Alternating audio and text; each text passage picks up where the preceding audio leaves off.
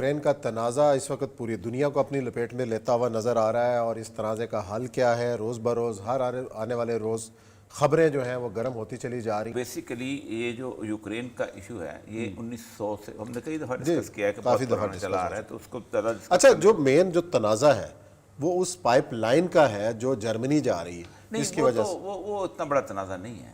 تنازع ہے basically black سی کا کنٹرول اور روس کی کنٹینمنٹ، کیونکہ روس وہاں سے شام دیکھیں امریکہ نے پہلی دفعہ ایسا ہوا ہے کہ شام میں فوج بھیجنے کے فیصلے کو واپس لیا، کیونکہ روس سامنے آ کے کھڑا ہو گیا۔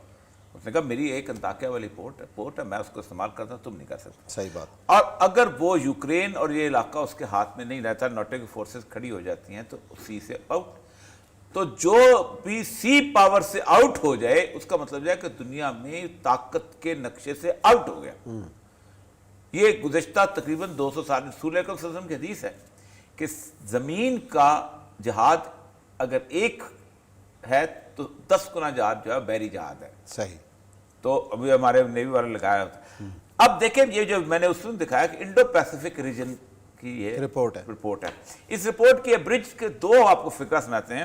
It is interesting that Ukraine is referred to in the second paragraph despite it having nothing to do with the region being discussed.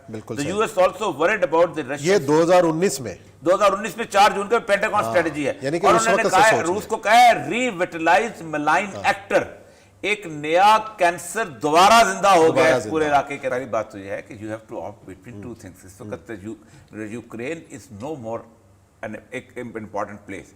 Ukraine ایک پلیس ہے جہاں پر دو ہاتھیوں نے لڑنا ہے۔ آپ نے کسی ایک ہاتھی کا ساتھ آپ نے کسی ایک ہاتھی سے جہاں پیچھے نکل جاؤ یا دونوں ہاتھیوں میں سے کہو بھائی صاحب آپ لڑ لو، جو جیتے گا۔ پہلے انہوں نے کہا نا ابسٹین کیا اس کے خلاف، وہ غلط ہے نا، وہ غلط کیا تھا نا اس وقت آپ نے، اور یوکرین نے شکریہ ادا کیا، کیونکہ ابسٹینمنٹ کے بارے میں ایک ہوا تھا مشرف کے زمانے میں، ہم نے عراق وار جو ہے اس میں اپنے ابسٹین کیا تھا، کیا میں عراق میں، تو میں نے کہا تھا شیخ رشید دیکھو جی ہم نہیں گئے، میں نے کہا قوم متحدہ کے نزدیک ابسٹینمنٹ مین حمایت۔ اچھا دیکھیں صورتحال یہ ہے، وہی بات ملٹری انڈسٹریل کمپلیکس 15 اگست سے امریکہ کا دکان بند ہو گیا نا۔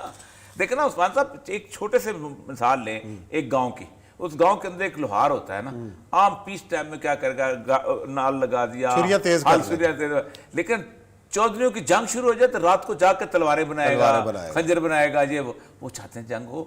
اچھا، اور یہ صاحب یوکرین میں پاکستان کے سابق سفیر رہے ہیں جنرل اٹائر زاہد مبشر صاحب، انہوں نے ہمیں جوائن کیا، انہیں خوش آمدید کہیں گے شو میں۔ السلام علیکم جنرل صاحب۔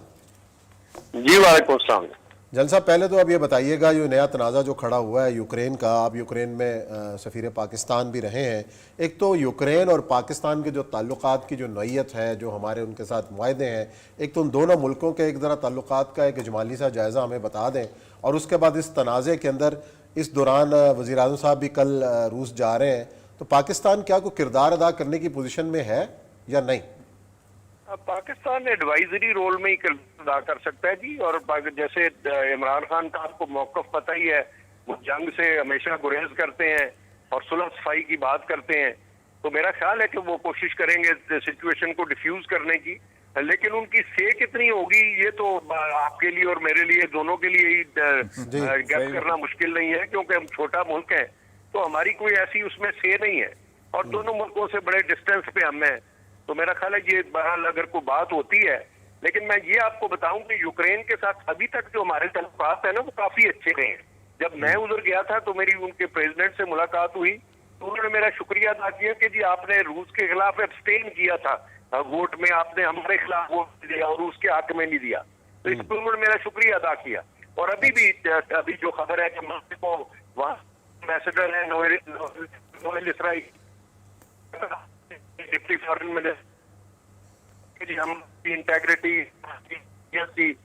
کے ساتھ کھڑے ہیں، یہ بھی جب تک اچھا جنرل صاحب یہ بتائیے گا، کہہ سکتے جنرل صاحب یہ بتائیے گا کہ جو ریسنٹ گورنمنٹ آئی ہے اس کے بعد ایک زبر قسم کی اپرائزنگ کے بعد، ظاہر بات آپ اسی وقت اس زمانے میں تھے، تو اس کے ساتھ جب کرائمیا نے اس پہ قبضہ کر لیا نا روس نے، کیونکہ بیسک پاپولیشن ان کی تھی اور وہاں اس کو اس کا ریفرینڈم کا حصہ ڈکلیئر کر دیا، سب سے امپورٹنٹ چیز جو ہے جو کہ وار پوائنٹ بنے گا وہ ہے کہ نیٹو میں شمولیت، اور اس پہ جو بائیڈن صاحب نے کہہ دیا جب یوکرین چاہے شمولیت ہو جائے, which means that is an act of the war, جیسے وہ 1960 کا مڈل کرائسس تھا کیوبا کا. آپ یہ بتائیے گا کہ کتنے چانسز ہیں کہ یوکرین جو ہے وہ نیٹو میں شامل ہو جائے گا؟ خیال ہے جی کہ اس کے بعد ہے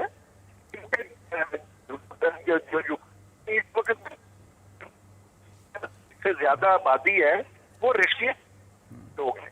جہاں کا تعلق ہے یہ province basically this was a part of Russia, ٹھیک, اور یہ پھر ایک جیسے آپ ایک شہر کو آپ ایک دوسرے پروونس کے ساتھ لگا دیں, اس کو یوکرین کے ساتھ شامل کر دیا. اس وقت پریزیڈنٹ جنرل صاحب کو دوبارہ رابطہ ہو گیا. السلام علیکم جنرل صاحب, دوبارہ لائن مل گئی ہے, امید ہے اس بار آڈیو ٹھیک آئے گی. تو آپ کیا بات کر رہے تھے, جاری رکھیے گا. جی جو نیٹو کے بارے میں, نیٹو کے حوالے سے کیا یوکرین نیٹو میں شامل ہو جائے گا؟ اپنا خیال ہے کہ یہ فی الحال تو نیٹو جوائن نہیں کرے گا, کیونکہ ادھر کی میں آپ کو بتا رہا تھا کہ آبادی جو 35-40% ہے وہ رشین اوریجن کے ہیں. ان کے اپنی بھی ایک بڑے ڈیوائیڈڈ ملک ہے with in them selves also. تو یہ کریمیا کا میں نے آپ کو بتا دیا, یہ تو اوریجنلی رشیا کا حصہ تھا. وہاں کے لوگ بھی موسٹلی رشیا کے ساتھ جانا چاہتے ہیں. تو آپ کیسے ان کو ادھر لا سکتے ہیں؟ اور بہت بڑی غلطی یوکرین نے کی تھی, آپ کو پتا ہے یہ نیوکلیئر طاقت تھی. جب یہ علیحدہ ہوئے تو یہ ایک نیوکلیئر پاور تھی. انہوں نے گیو اپ کیا اپنا نیوکلیئر ایسٹ, ان کی یقین دہانی پہ کہ نیٹو والے ان کی حفاظت کریں گے. یہ ہمارے لیے بھی ایک سبق ہے کہ کوئی کسی کی حفاظت نہیں کرتا, یہ اپنی جنگ ہمیشہ خود لڑنی پڑتی ہے. دیکھ لیں, سارے کہہ رہے ہیں کہ ہماری فوج نہیں جائے گی, امریکہ بھی کہہ رہا ہے ہماری فوج نہیں جائے گی. بھئی اگر آپ کی فوج نہیں جائے گی تو آپ کیا کریں گے؟ اور ان کا بھی ٹھیک ہے, وہ نہیں چاہتے کہ ان کی ہمسائیگی میں آ کے ایک ملک میں وہ اپنے میزائل فٹ کر لیں امریکہ. تو ان کی سینسٹیوٹی بھی اپنی جگہ درست ہے, اس لیے وہ نہیں چاہتے کہ یہ نیٹو کا حصہ بنے. تو ایسا ہی ہے, مطلب ہے یہ تو ابھی ایک انٹرنیشنل سیاست چل رہی ہے, اور ابھی دیکھتے ہیں کہ اونٹ کس کروٹ بیٹھتا ہے. اچھا یہ مجھے بتائیے, کیونکہ ظاہر بات ہے اس وقت جس آپ ظاہر بات ہے ملٹری بیک گراؤنڈ سے بھی تعلق رکھتے ہیں کہ first world war, second world war کے مقابلے میں اب تو صرف ایک سیکنڈز کے ڈیسیجن جو ہے وہ ورلڈ وار میں بدل سکتا ہے, جس طرح کی ویپنری ہو چکی ہوئی ہے.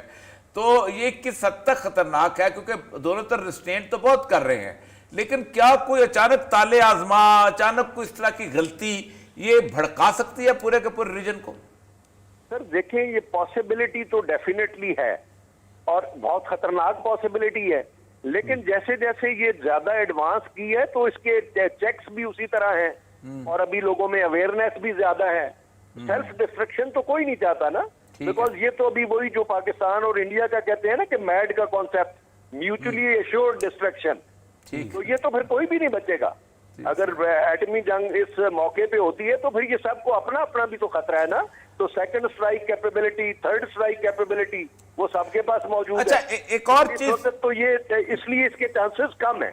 ایک اور سینیریو جن صاحب پیش کیا جا رہا ہے کہ جو پینٹاگون اسٹریٹجی انڈو اسپیسیفک آئی تھی اس میں یوکرین کا ذکر نہیں ہونا چاہیے تھا, لیکن بنیادی طور پر کنٹینمنٹ آف چائنا کی وجہ سے وہ چاہتے ہیں کہ رشیا کو یورپ میں الجھا دیا جائے, تاکہ جب رشیا چائنا کو کنٹین کریں تو رشیا اپنے چکروں میں الجھا ہوا ہو. یہ تو ڈیفینیٹلی ہو سکتا ہے, کیونکہ یہ بڑی دور کی سوچتے ہیں. امریکہ اور یورپی ممالک, ہمیں وہ چیز 50 سال بعد پتہ چلتا ہے جب وہ اپنے پیپرز پر تو ہمیں پتہ چلتا ہے کہ اصل مقصد کیا تھا. لیکن رشیا کی جو اس وقت لیڈرشپ ہے وہ بھی بڑی کمزور لیڈرشپ نہیں ہے, بڑی طاقتور لیڈرشپ. تو میرا خیال ہے وہ اس بات کو سمجھتے ہیں, اور امریکہ کا انٹرسٹ میرا خیال اس میں, آپ نے ٹھیک شاید کہا, میں دیکھ رہا ہوں کہ امریکہ انٹرسٹڈ ہے اس کو ذرا کولڈ وار کو شروع کرنے میں, تاکہ اس کی کمپنیاں چلتی رہیں. اسلحے اور تو وہاں کچھ بنتا نہیں ہے امریکہ میں, اسلحے کے علاوہ تو کچھ نہیں بنتا وہاں. صحیح بات. باقی تو وہ چائنا سے لیتے ہیں, تو وہ اسلحہ بنانے کے لیے ان کو کی ضرورت ہے.